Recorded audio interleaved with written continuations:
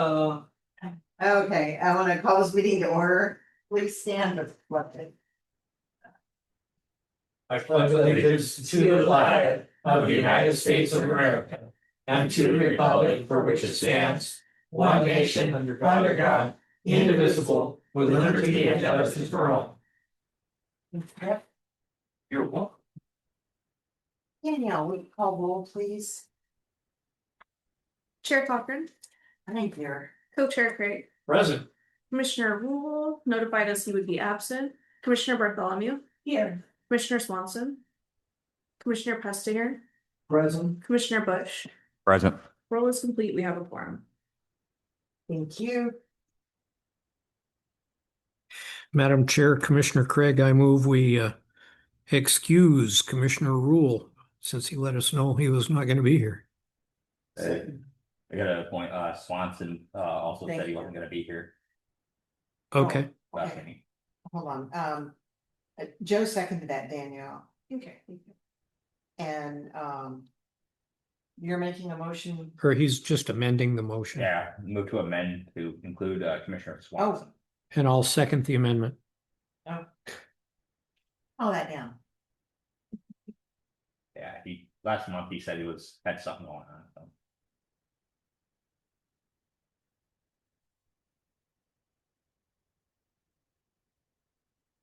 Okey doke. You got to call the vote. Oh, now see, you confused me. All those in favor? Aye. Aye. Those opposed? Carried. Okay, the public may attend this meeting virtually via the platform Zoom by clicking on the link above or by telephone or in person at City Hall. That is, if Zoom is on tonight. If not, I'm sorry. The agenda approval. Has everyone had a chance to look at the agenda, and is there any additions or removals of topics?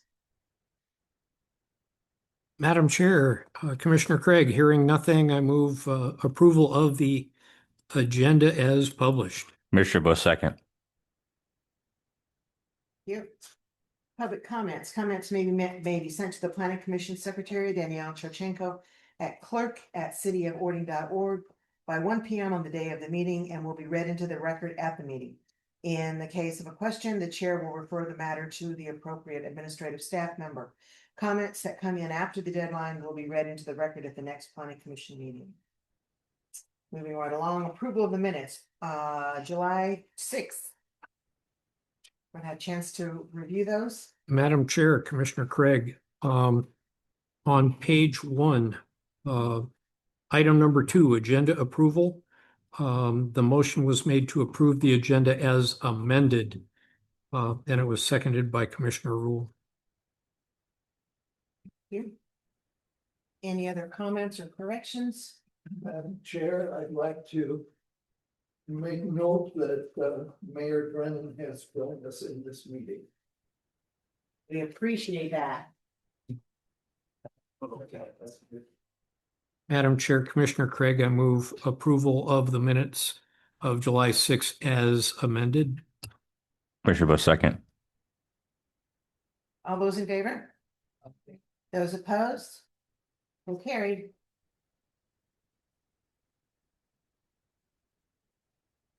Old business, House Bill 1757, existing buildings used for residential purposes.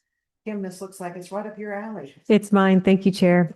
Just a quick update on this one tonight. There have been no substantive changes to the amendments, but just a procedural update on where we are with this project is that House Bill 1757, we've noticed to the Department of Commerce the changes that Planning Commission gave the thumbs up to for this House bill. And so that went out on July 22nd. I did request there to be an expedited review. As the Planning Commission will recall, that's not something that's required to be approved by Commerce, but generally, as long as they notice it to the other state agencies and there's no contest or comments that want to be made, then it gets approved. And so we'll know by Thursday of this week whether Commerce has approved our expedited review. The project is not subject to SEPA, and so once it makes it through its Commerce review, then we can plan to come back to Planning Commission for a public hearing on these text amendments at the September 3rd meeting. And remember that September's kind of wonky because of Labor Day, so we bump it to, it's Thursday the 3rd, right, Danielle? Yeah, I think that's right. Yeah, Thursday the 3rd for our September meeting. So we'll plan to have a public hearing at that meeting to be able to request that Planning Commission consider these amendments for House Bill 1757 and prepare a recommendation to council that we can take to them hopefully later in the month for adoption. This is the same House bill, remember, that we're a little bit behind on, and so we're trying to be able to move it through with as much haste as possible. It's been made a lot easier with Planning Commission, so thank you for your help on it. Otherwise, there's no, that the red line form is the same as what you saw in last month's packet, and I can address any questions if there are any. No way to really block it. So not a lot of comment to. Right. Right. Know that there's any buildings in this city that would even fall under that. Conversion of non-residential to residential. I mean, I don't know that most would want to. Wouldn't be Yeah. financially feasible. We already allow for the upstairs to be built up to, 45 feet tall and then have apartments up there, which seems like it just might be more in keeping with sort of the fabric and the character that we have downtown, is to keep business on the first floor. So I wouldn't expect it to really be something that you would interact with at the ground level. Building I can even think about that would fall into something, a commercial building changing into residential would be the phone company's work center down at the end of Corin. Mm. It's just a big giant metal building, and I don't even know, last I heard, they only had like usually one person working out of that thing. And I don't even know how that's even, if they're even staffing that building anymore. Or is there, what's upstairs at the Wild Rose? There's a doctor's office up there. So maybe that. Maybe. Yeah. Although the good doctor probably likes to have his office there. That would be allowable anyway, right now as the code currently stands. Yeah, but this is just in relation to kind of what sort of processes the city can allow him to have to go through. So we can't have him go through like a site plan review and do certain improvements if it's conversion specifically for residential space. What kind of guardrails could we have in place to protect our ADRs? Is that, because I know this turns into a very slippery slope. Where, hypothetically, we have a building that's gonna be, and say the owner wants to convert it into purely residential, which what this law allows. And it's a way to circumvent our ADRs, but is it even possible for us as a city to have those guardrails in place to protect our? Yeah, so one of the requirements, I'll just read it right out of the RCW. It says we're not allowed to impose exterior design or architectural requirements on the residential use of an existing building beyond those necessary for health and safety of the use of the interior of the building or to preserve character defining streetscapes unless the building is a designated landmark or is within a historic district. This is what led the chair 2 months ago to say, maybe we should just do a historic district. This is, that's, So we have a workaround. We could. We Could. designate ordinances. if we wanted to undertake creating a historic district, yeah. Then yes. Yeah, But also the other guardrail is the market. I just don't. If it's not profitable, it's not gonna happen. right. Currently, the only large structure that we have is the work center down there. And I mean, I don't remember how many bays are in that thing. But it's a good size, but it's just a big metal barn. They park trucks and stuff, and there's some plumbing in it, there's a bathroom and that kind of thing, but so I mean, there's stuff like that in there. Being tall, I don't know if you could actually put a second floor in there and turn it into a small apartment building, I don't know. But, that particular street is, unless we rezoned it, it was a multi-family. On Corin. Yeah. That's true. Yeah, it's MUTC. And this is only for conversion of existing non-residential space to residential. So if they would need to, build another floor, then this wouldn't apply to them. So, it's just like I said, it's like the second story of Wild Rose or There's a little bit of interior second floor space at the new PSE building too. Um, I don't think that he likes how he uses it, so I don't know that he really wants to make an adjustment there. But it has to be a conversion of an existing non-residential space for this bill to apply to the kind of the guardrails and limitations that we have on applying the ADR and other, processes. Because the building would be a second story residential, the first story could not be residential too. It could be, it could be. But because of the size of the space, it wouldn't be, I mean, I don't know, there's a huge parking area over there, gravel parking lot. right. But the building itself is pretty good size. And because I kept trying to rack my brain thinking, okay, where would this actually pertain to us? And, and that's the only thing that I could come up with. And there's nothing architecturally enhancing about that building at all. It's just a big metal. I'm not even sure it's not a pole barn, to be perfectly honest. And let me just see really quickly what residential types we allow in our METC. Let me just remind myself. Let's see, METC, we allow for duplexes, adult family homes, single room occupancy sleeping units, apartments, and townhomes. So it'd have to fall, the space would have to fall into some sort of category like that to even be allowed and in keeping with our code. Some of the stuff that comes from Olympia just is so ridiculous for our size city. Doesn't really make a lot of sense at all. So it just makes our book thicker and fatter. Okay. So public hearing in September. Correct. Any comments or questions from commissioners? Nothing? Then let's move along. Downtown parking reform. Okay, this is another brief update, but some good news on this one. So again, this one was brought to Planning Commission in June, was well received, the recommended approach that was included in the parking report. And so we moved forward and sent that one to the Department of Commerce, and we requested their expedited review. They have responded and approved our request, which is great because it means that all of our state obligations are done for this project. So same as 1757, we're planning on holding a public hearing at the September meeting for this project. It's not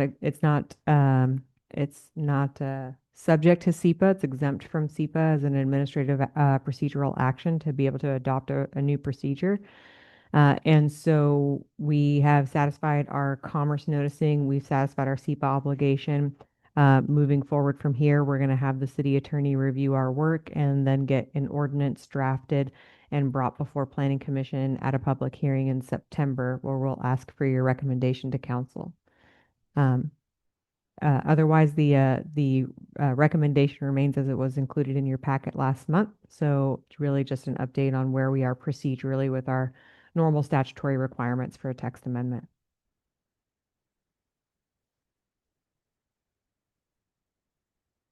Commissioners, any questions or comments on the parking?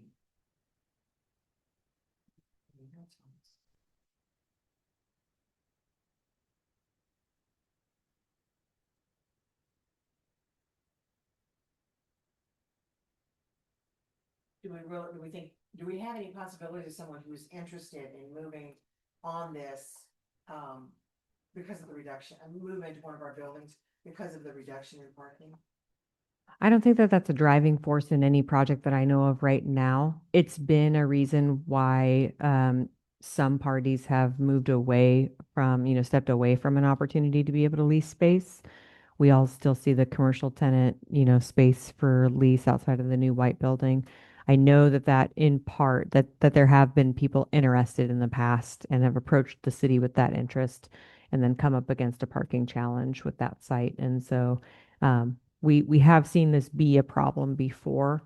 I don't know that there's anybody right now that's waiting for this to pass to be able to push forward with their project. But perhaps they learn about it and then make an adjustment to their design.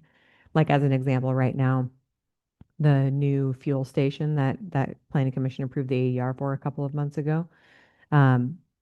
he's choosing because he owns both properties and already uses that vacant parcel for overflow parking for the restaurant. He's choosing to have more parking than he needs. Like, he's not really motivated to have less parking because shaking hands with himself at this point for his project. So he wants to be able to maintain far. So he's proposing far more than even our today standards would require without any sort of parking reduction. So, things like that are happening where they're not really motivated towards something like this, but we're hoping that once this passes, that we might be able to publicize the information more, and make the business community more aware of the opportunity. I know that the mayor and I attended OBA in, I think, May, or wait, no, maybe June. And they were really, really receptive to the idea, but also surprised to learn that we'd had this interim control that also afforded that kind of relief for some time now. So it kind of was a lesson learned that maybe there's an opportunity for us once we pass this to publicize it a little bit better to the business community.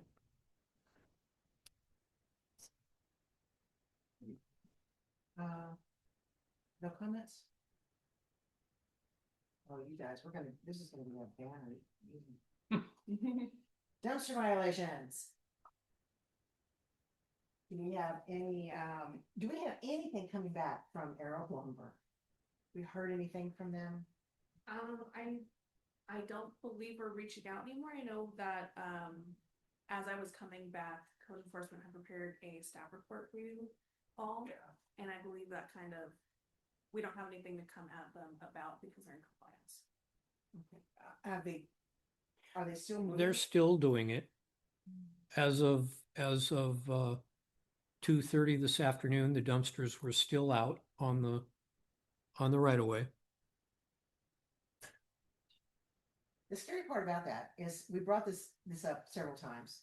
And so it's in record that the city's aware that there's a problem with those dumpsters out there.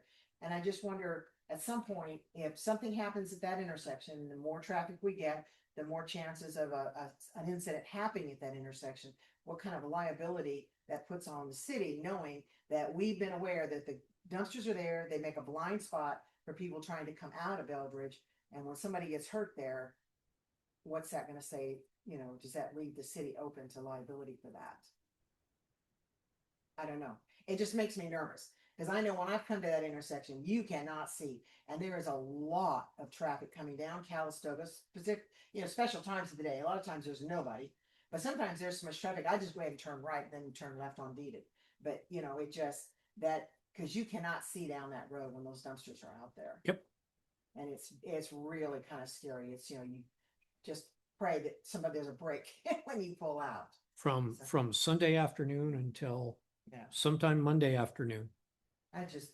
They actually probably don't need to set them out until Monday morning. Because they aren't picked up bright and early.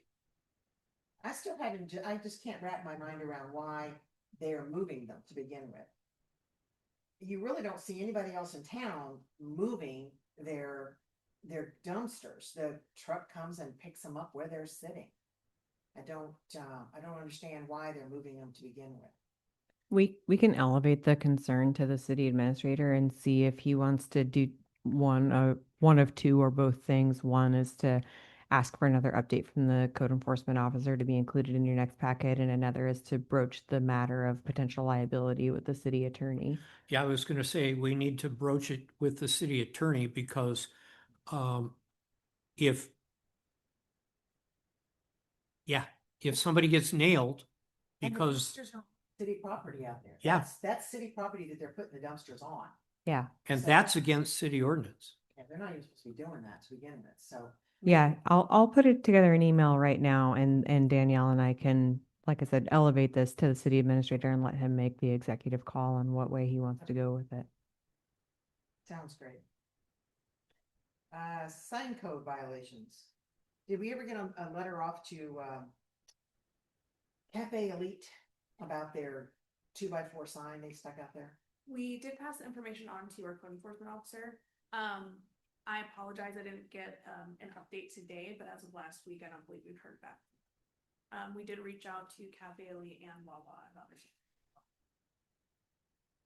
Pretty soon Wawa's just gonna be a giant sign. Yeah, They just keep hanging. they might just as well wrap it, you know, like they do buses, just wrap the building. That's crazy how many they've got. And I don't think they have any temporary permits for those, do they, Danielle? No, No, see, that's, yeah. And most of them, they've been hanging there long enough that they, you know, they wouldn't even qualify for temporary. I would say, I believe they had one when they initially first switched over ownership, but this was, I wanna say like 6 years. Yeah. I'm not sure, I know they changed owners again. I'm not sure how recent that has been. But, yeah, and yeah, I haven't checked on that to see if who bought it last. So I mean, they just may not be aware or whatever, but yeah, all those signs they look so tacky. While we're talking about signage, and this is not really a violation, but it's something that the city should be aware of. If you're northbound on 162 entering the city of Ording, the 30-mile-an-hour zone, okay? And then there's the warning sign that says you're going to 25 miles an hour, but there's no 25-mile-an-hour speed limit sign posted. So technically, it's 30 miles an hour all the way northbound through town until you get right about to the high school when the next 25-mile-an-hour speed limit sign is. Somehow, that 25-mile-an-hour speed limit sign for northbound disappeared. Used to be there, but it isn't there anymore. The warning sign is there that says it's going to decrease to 25, but there's no 25-mile-an-hour speed limit sign. Like, before the high school? Where the. No, if you're northbound, so you're coming from Baxter, Oh. okay, and you come into town, it drops from 45 to 30. Mhm. And then there's a warning sign just before you get to the firehouse that says that, well, actually, it's a little bit before that, I was saying it- before it's- Kansas. Oh, I say, I Um, think it's back by where the senior park driveway is. Yeah, about there. There's a warning sign, you know, the yellow diamond with the 25-mile-an-hour speed limit sign in it that says it's going to be decreasing to 25. But from there all the way, the next 25-mile-an-hour speed limit sign is down by the high school. Gotcha. So Somebody stole it. technically, you can do 30 miles an hour all the way through town northbound. I'll have to bring that up to, public safety. Yeah, I figured I'd, bring it up tonight just so that, And all our people complaining about the flock cameras won't be happy about that at all. yeah. I do like the police department's discussion. Did you guys read that Mhm. in the newsletter? He did a really good write-up about the flock cameras and the school safety cameras and what they're for and what we use them for. And it's not for speeders except except for the school zone, that is. But the flock cameras that's not what their job is. Oh, no. And I just really, his write-up was excellent. It was very clear, very precise. And I really appreciated that going out. I hope a lot of people read the newsletter and see that because it was really good. Any other side code violations? Nope. Nobody? Moving right along, people. Wow. Good for the order. Planned absences for September. We're not doing it on Monday. We're on Thursday that month. Chair, I will not be here. I will not be here either, Ooh. Commissioner Craig. Uh-oh.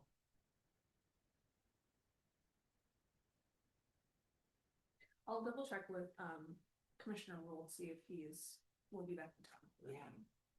Yeah. And Dan too. We'll confirm a quorum, since we're having a public hearing. I'll Yeah. touch base with everyone.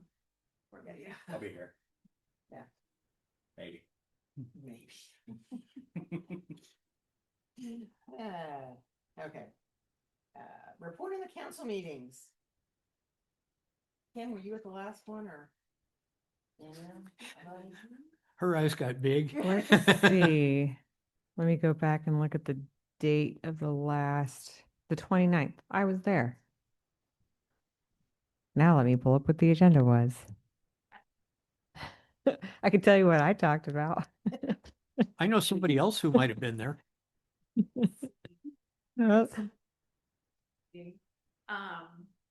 Our our study session portion, so just like discussion topics, Chief is talking about adding, updating a portion of the code for exposing a minor to, minor child to domestic violence, so having that be a misdemeanor. In addition to whatever other domestic violence charges are happening. Still early stages, they're still workshopping that. Council rules are being reviewed, some minor updates, mostly about, travel and per diem and just clarifying what we're currently doing. Harvest Festival and Red Hat Days sponsorships were approved, so those will both be happening in October. Let's see. We did a budget amendment to the 2026 budget, and then I will let you talk about that. Well, public comment, we had a huge showing from the Haven, a huge showing from the Haven. We had like pushing 10 public comments from different representatives from the Haven. And so they were requesting that the city be, consider being more financially contributive toward the Haven's operations. They made some points and brought some kids there, some local Ording kids that use the Haven to speak to the way that they use the Haven and the benefit that it serves to them, in a manner to try and compel the city council to be more financially contributive, particularly as a business that directly serves the Ording community. They address that there are other neighboring jurisdictions and Pierce County that contribute more than the city of Ording does to their continued operations. And so they approached the council with the hope to be able to compel them to to be a bit more giving towards their financial needs. They changed to a tier system, and so I think they're phasing out of it. The idea was to help nonprofits, but not become like a regular source of funding. But I think they're going to be taking a look at our grant policy to ultimately the council gets to decide how much they're giving out in grants anyways. So Yeah. I'm not sure if they'll be moving from the tier system or how. That's right. It was a few years ago that, if the council had granted money to a nonprofit, then the amount that they would get the next year would be less to try and be able, basically, it was to try and, encourage, entire fiscal sustainability on behalf of the organization to slowly move away from external fiscal reliance. And so it's left the Haven in a position now where they've, kind of worked through the tiered system and they're now facing, little to no eligibility under the current grant program. And so, their hope was to be able to be pretty vocal about that. And then I believe, was it Councilmember Morrell? Councilmember Morrell from Pierce County showed up as well. And he offered some, but we fall within his district's responsibility. And so he came to be able to offer some insights and updates on what the county is doing, and also spoke in favor of the Haven as a person who advocates at the county level for funding for their operation. And then offered the council a few sort of, I would call them maybe closing remarks. He's not going to be serving another term, and so just kind of gave a bit of a forecast on what to expect with with whoever the next council member representative is at the county level for us. So he provided some assurances to the city for that. He usually comes about, I don't know, maybe once a quarter, once or maybe twice a year to be able to provide an update from the county to the local legislators. And then we also discussed an extension of the interim control for the parking regulations that we have. It's just because we passed our last one in January and they eclipse after 6 months, and we're still working on our permanent code update. So to be able to continue to allow that to be a benefit to the business community, we extended that for another 6 months, and expect that our parking regulations permanently will be adopted well before this interim control expires. So just to kind of bridge the gap so that way it doesn't expire before we have permanent regulations. And then we adjourned. Back to the Haven. Did they discuss what kind of financial support they have currently? Whatever, think where are so. they getting their money to run that? I know that they had expressed that some of their funding comes from other municipalities, like they specifically named Enumclaw, and Pierce County. And was there anything else? That's Yeah, yeah, Cause I did read an article and they were saying that, most of their help was volunteer and they were only open during school, that they weren't open during the summer, and I know there was a controversy about, that this is when they need a place for the kids to go, because kids are home, but, there were a couple of volunteers that came and spoke. So I know that there's some truth to the volunteerism that occurs there. But I think things like, games and snacks and, the Just kids, the power bill and the water bill. the power bill and the water bill. Yeah. And, they had some healthy boys coming here to council last week. I can't imagine what their snack bill costs, but, it's up there. they do, and, where they, what other grants they apply for, and, cause there's all Yeah. kinds of foundations out there, not, that are probably got much deeper pockets than the city of Ording has. Right. Yeah, I'm not sure. They didn't, I don't recall them discussing anything about other external sources of funding that they pursue. Yeah. Sure. Alright, agenda setting, we've got two, public hearings for September. That'll be fun, especially with a short list.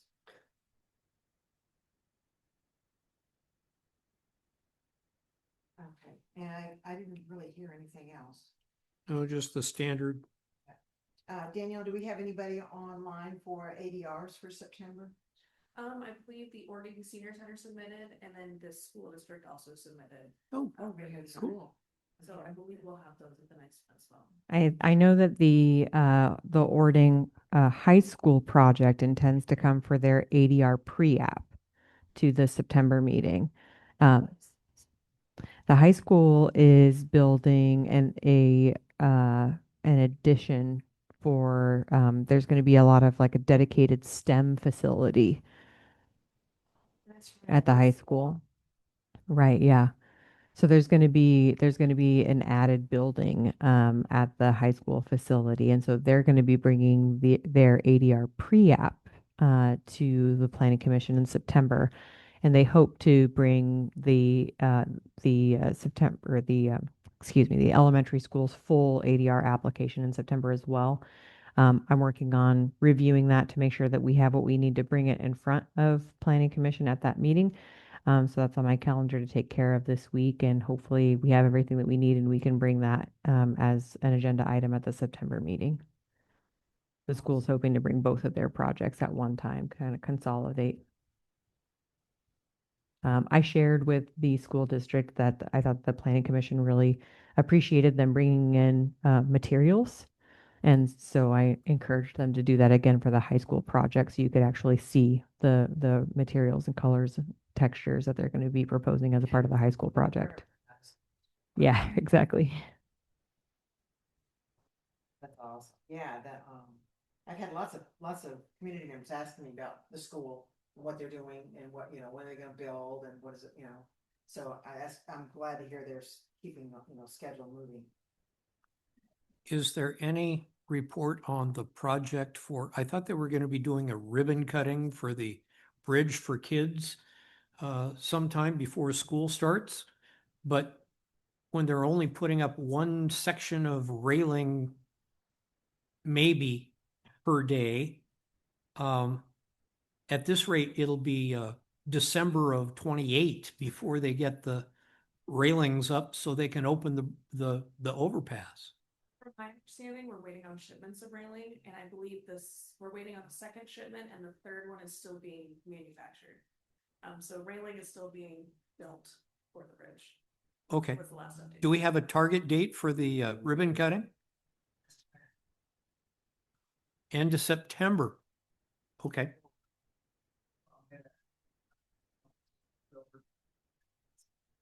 That works. And is there a plan where the fence gap is for them to come out to get, and this is on the I guess it would be the east side, where the big fence gap is, they come out to go up the ramp there. Is there gonna be a fence to keep them from going clear across? That's a good idea. And there isn't.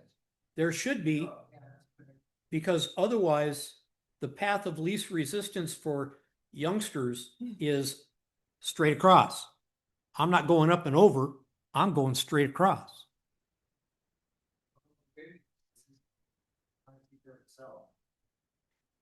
It might. But I just thought I'd ask that because I mean, we've got that big, beautiful fence, you know, keeping from everything, but that's gonna be a big, wide open hole, and there's not even a crosswalk there anymore, so.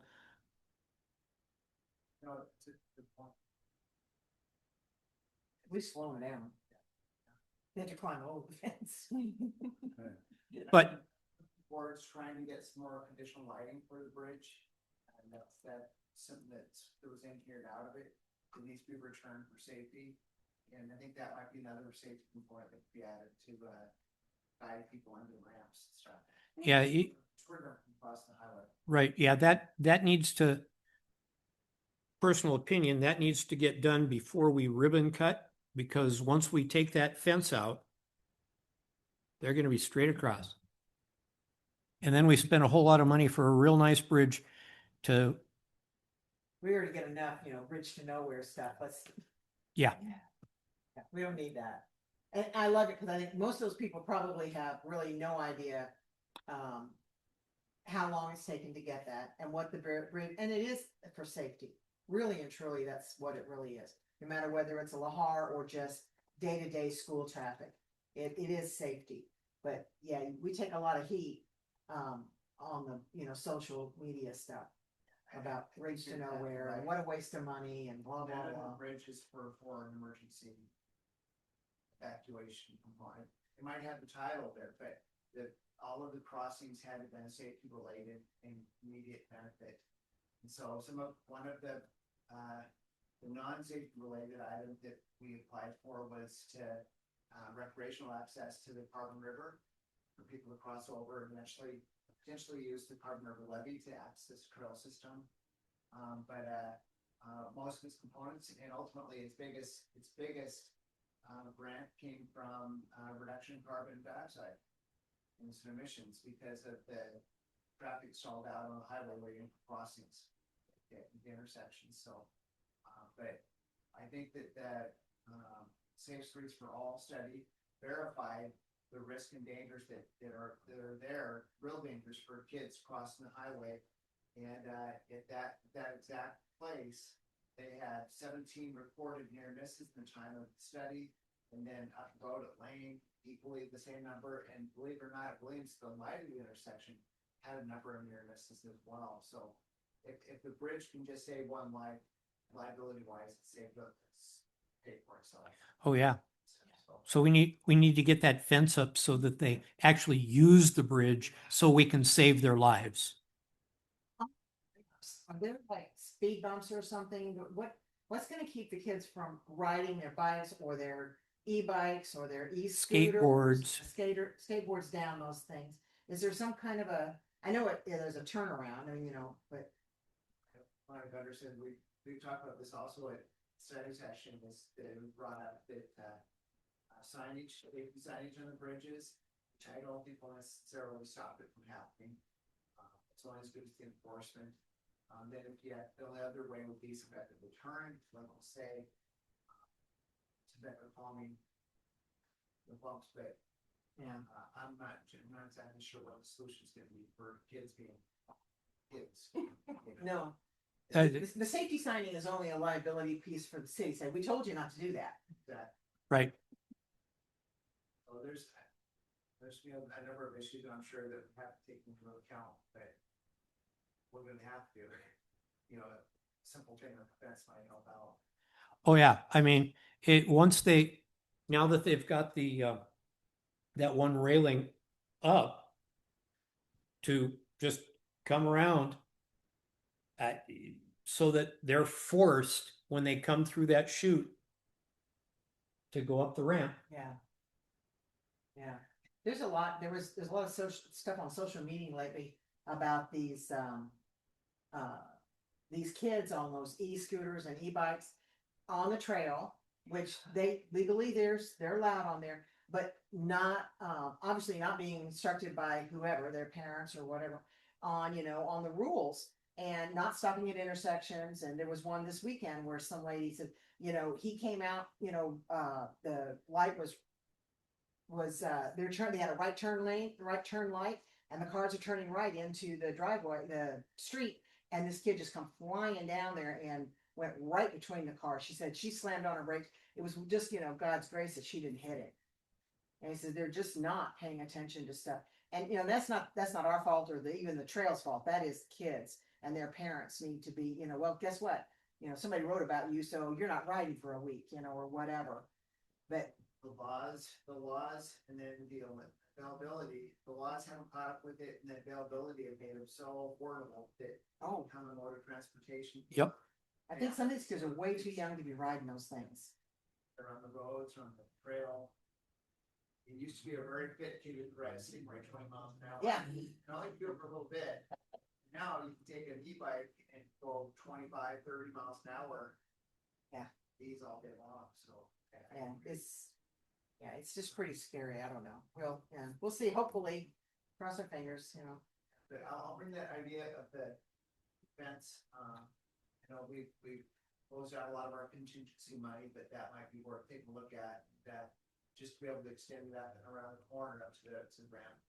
Yeah, it wouldn't take but a couple poles and a bit of cyclone fencing and Probably one of their temporary fences they got down there. Just leave that. We're fine.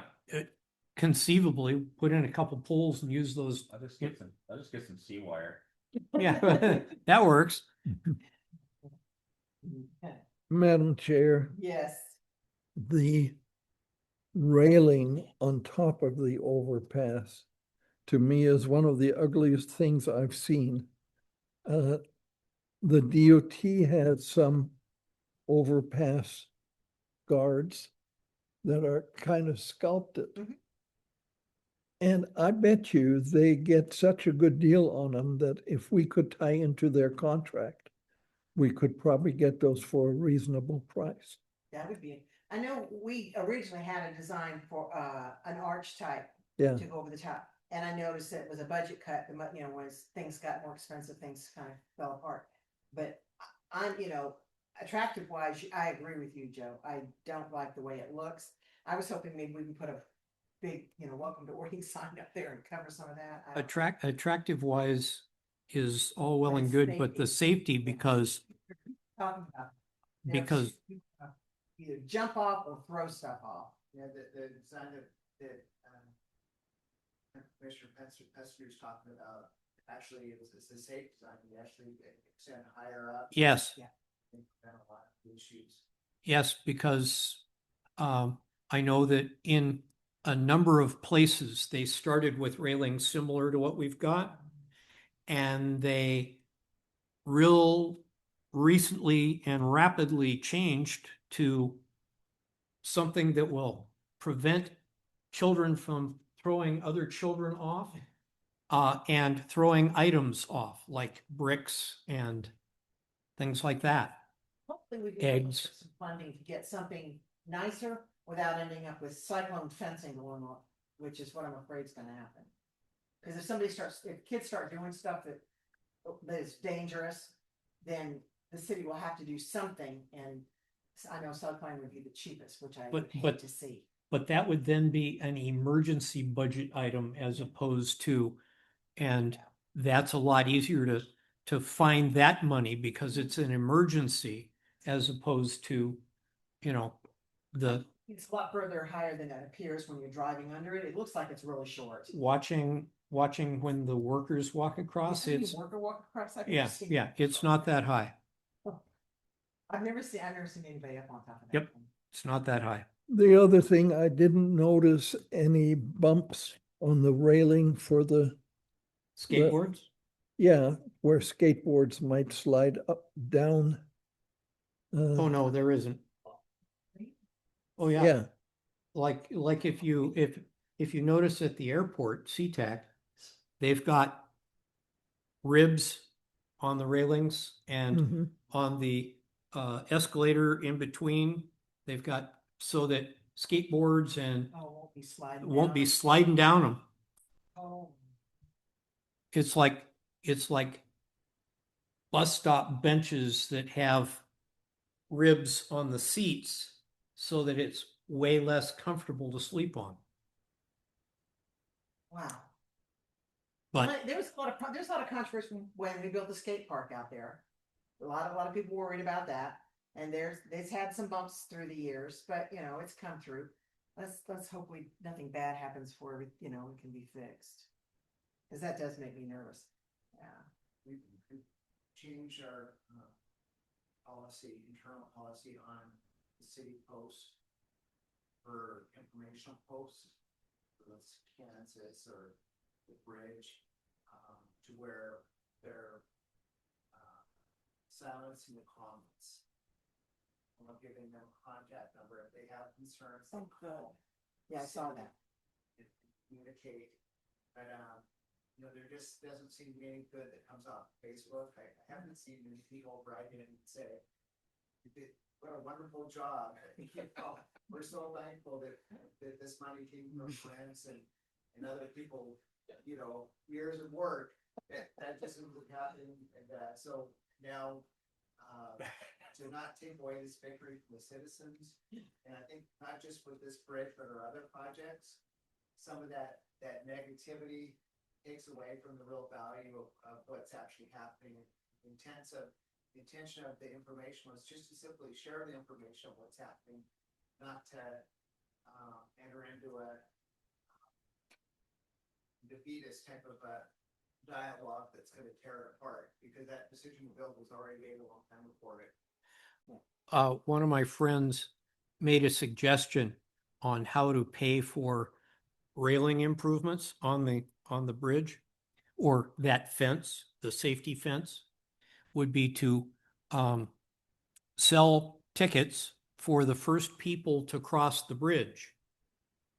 And, you know, you want to be one of the first group to go across the bridge, $25, and you're in that first group of 100 people that get to cross the bridge. There's $2,500 to pay for the fence. I mean, and you'd probably get, I mean, you look at the number of people that are buying. Well, we did that for the Centennial Tower. Remember that? You bought a ticket to be in the group to ring the bell when we first hung it. And then we got to, you paid a ticket price to ring the bell. So, I mean, there's possible funding for the fence.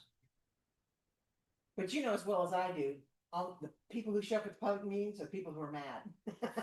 And they've always got something bad to say. So and I always kind of count and look, okay, well, there's, 50 people yelling at us, but there's, 10,000 that live in this town. So I think we're okay. I'll be very encouraged the first day of school when they're walking over the bridge and you see them all crossing. We have to have some police officers on either side. Welcome them into school.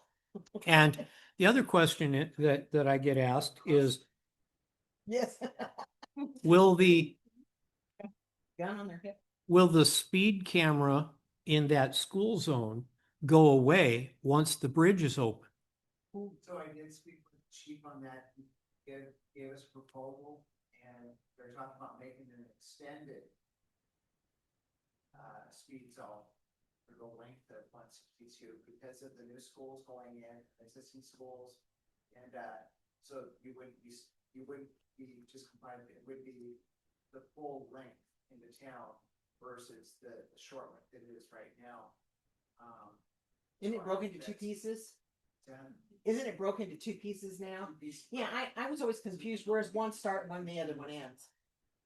And he believes that that'll be easier for people to understand and follow it. That will be safer for all. But I think there's going to be a lot of citizen pressure potentially, to say maybe that bridge was a step taking away the issue. And, what he's pointed out is that there are not parallel streets that tie into one sixty-two, that, where the kids are crossing, that, he felt has safety concerns, so, I'm just stating where he's at, and so I think that there will probably be a lot of debate on it, I'm sure, but the goal, the overreaching goal is to make it just one zone when all the schools are there. As opposed to the two zones, like in Sumner on northbound, there's the school zone for the high school, and then there's the school zone for the elementary school. And you don't leave the first one when the second one starts, and it's kind of, Well, we do that really, because you see the kids that are living in, the, river, I forget, river something, Riverview, no, River Edge, that's it. River's Edge. Those kids living up there, they're gonna come to the light and cross there at the light. So you've got kids crossing the highway right there, because you're gonna come across it, if you're going to the elementary or the bicycles or whatever, or to the middle school, they're gonna be crossing there. So you're gonna have kids at that light crossing, because they're not gonna come all the way down through that development to go across the bridge.